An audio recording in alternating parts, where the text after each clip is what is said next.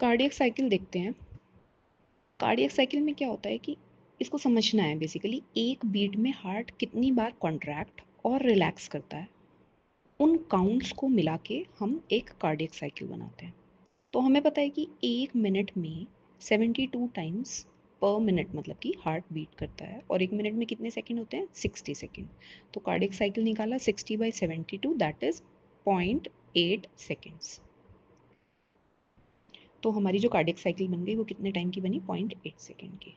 अब cardiac cycle को understand करने के लिए कुछ टर्म्स हैं जिनको समझना ज़रूरी है, सिस्टोल एंड डायस्टोल। तो सिस्टोल क्या? Systole is basically contraction and diastole is relaxation.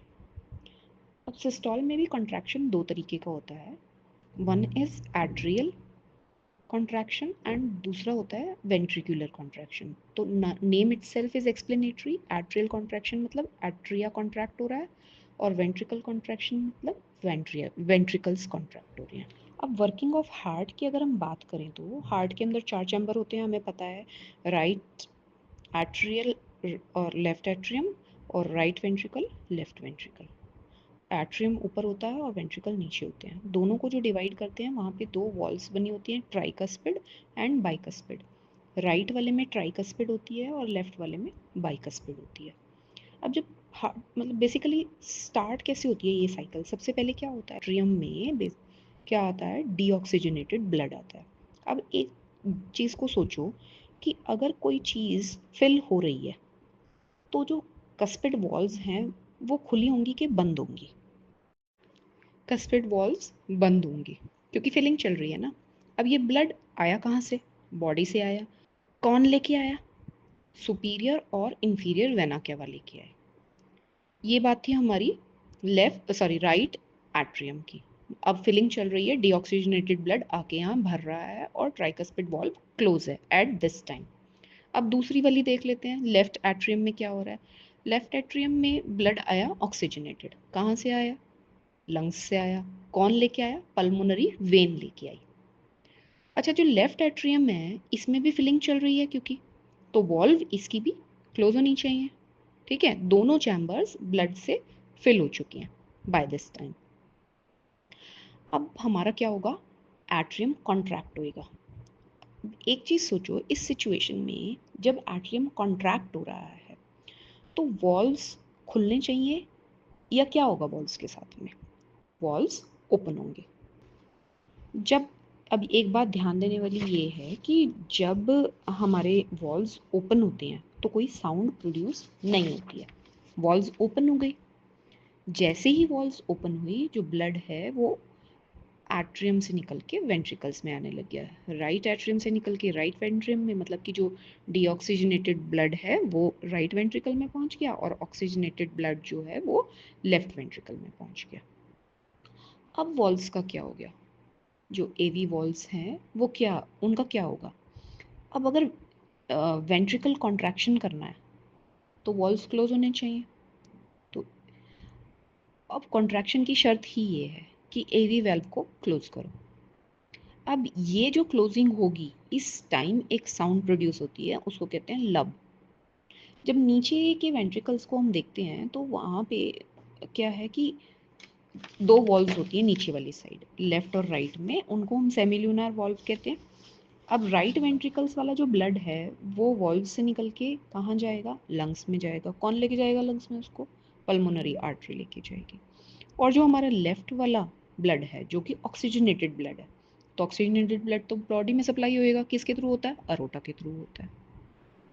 अब यहाँ पे देखेंगे कि लब साउंड प्रोड्यूस हो गई, उसके बाद क्या हो रहा है?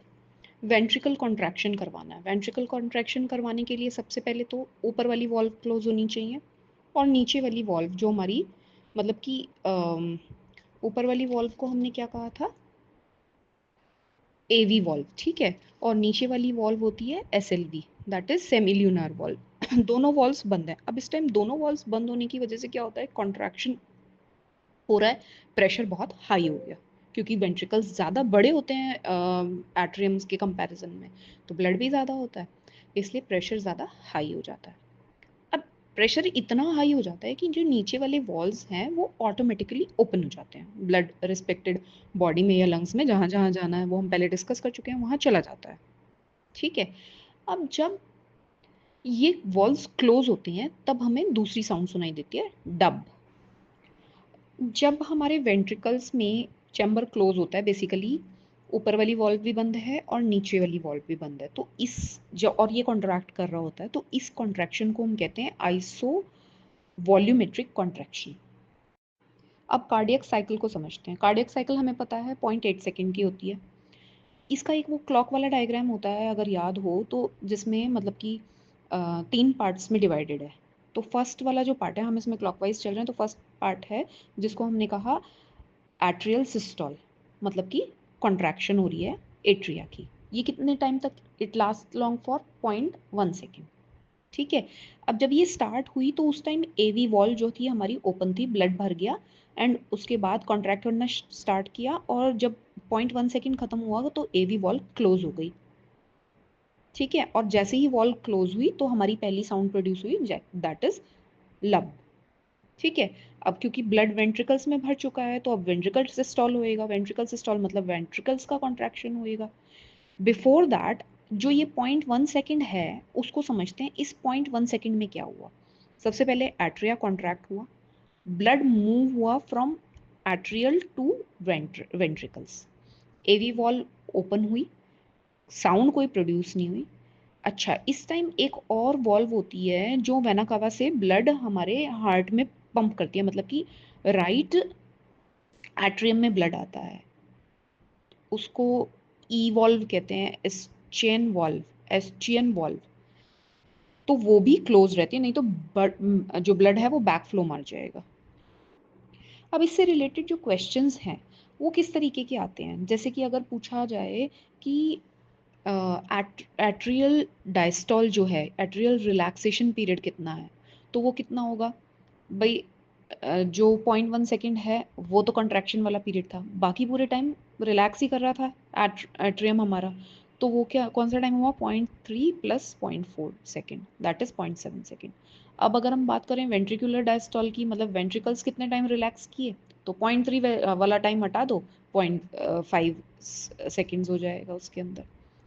अच्छा, अब एक क्वेश्चन ऐसा आ सकता है कि लब से डब साउंड प्रोड्यूस करने में कितना टाइम लगता है, तो वो टाइम कैसे कैलकुलेट करेंगे? जब हमारी एवी वॉल्व क्लोज हुई, दैट इज लब साउंड, और हम डब तक पहुंचे तो हमें 0.3 सेकेंड लगा, मतलब दैट इज 0.3।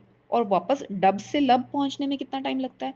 0.4 सेकेंड तो वो वाला जो जॉइंट डायस्टोल का है, और 0.1 सेकेंड वो जो एट्रियल डायसिस्टोल का है। That's why it is 0.5 seconds.